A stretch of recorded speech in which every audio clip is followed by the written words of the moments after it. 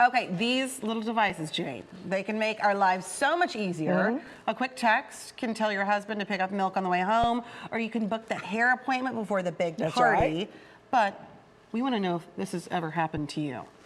A seemingly harmless message, just a little text, is interpreted differently by the person on the other end. Of course, it's happened to you. And before you know it, you've got a fight that's erupted from nowhere. Brad Schwall, president and CEO of the Center for Integrative Counseling, joins us to talk about the pitfalls of fexting. Fexting. Fighting over text. I'd never heard of it before. Okay, so Brad, have you heard of this? I have, certainly, absolutely. Communication is great. I mean, this is how we show love. It's how we deal with conflict.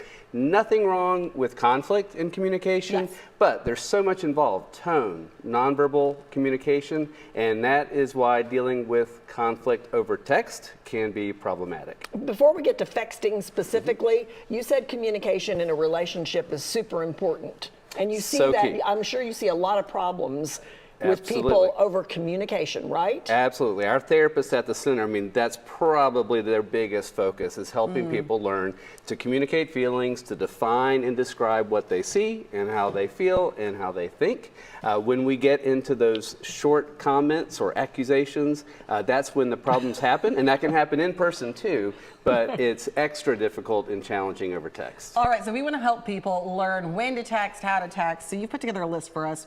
When is a good time to text? When is this the proper way to communicate? Well, texting is for checking in. It's for making plans. Nothing wrong with affirming people over text. We always want to build in positive communication. But texting is for the basics, okay? So we need to then focus on what to avoid. And when we get into accusations, when we get into mean-spirited sarcasm or put-downs, that is when we're going to lead to a conflict that gets exacerbated by misinterpretation.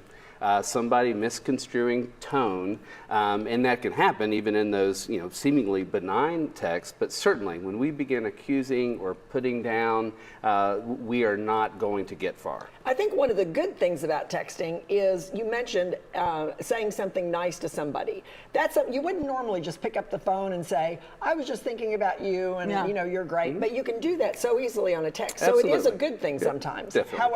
However, it can go left. There's kind of 2 points to this. One is when we send a text message and it's misconstrued. Somebody sees something different. The other is when you're actually having an argument via text. I know I've done this with my husband. I've done this with friends. We'll go back and forth. It's paragraph to paragraph. Do we avoid this completely, or is there any merit to this?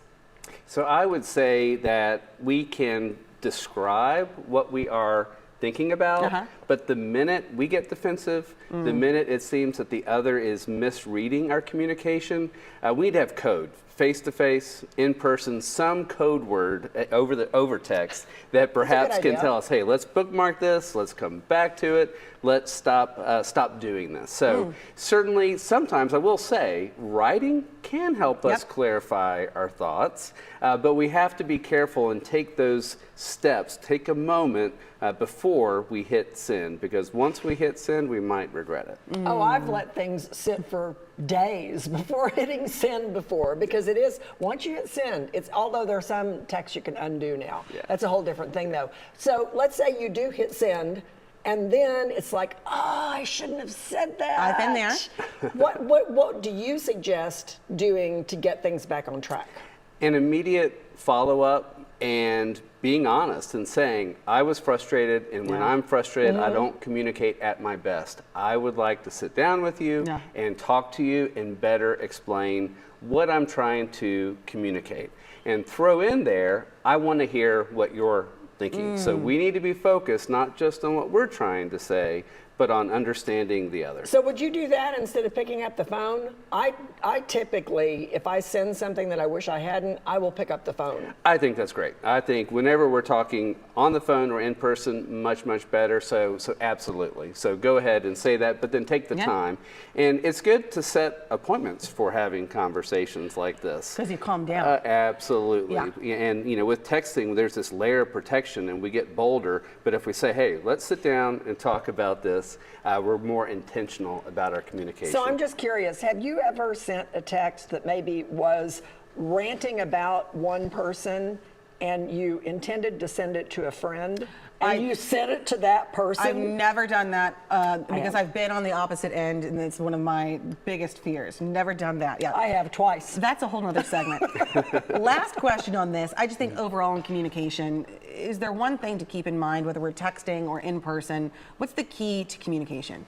Really trying to understand the other, and then making observations about what we see and defining ourselves. When we use an I statement, so I feel when I see you, it's harder to argue with that. It's easier to understand it. So the more that we can be focused on the objective, not the subjective, and most of all, defining ourselves, describing what we feel and think, without accusing, without blaming, we're going to get a lot farther in the conversation. I love the phrase, I disagree. Yes. I disagree. That's totally fine to disagree. That right. can bring us Good to closer see you. together. Good to Good to see see you. you. Thank you. Thank you, Brad. Okay, we've had a megaphone question this morning asking you all if you are guilty of fexting. Right now, 52% say yes, you've done it. 48% say no. I'm going to text those 48% and argue with them a little later. We'll bump up the numbers. All right.